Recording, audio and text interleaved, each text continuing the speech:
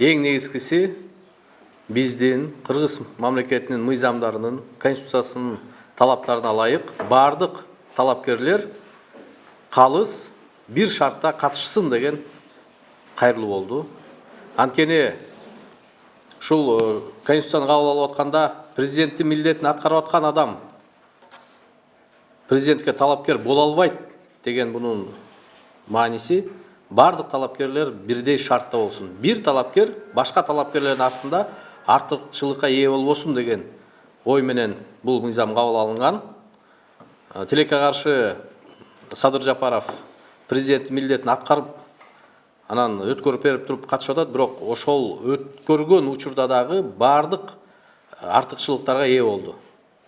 УКМКнын төрагасынын өзүнүн партиялашын койду, башкы прокурор кызматка өзүнүн партиялашын дайындап алды. Президенттин аппараты бүгүнкү күндө бардыгы Садыр Жапаровдун буйругу менен, жарлыгы менен дайындалган адамдар.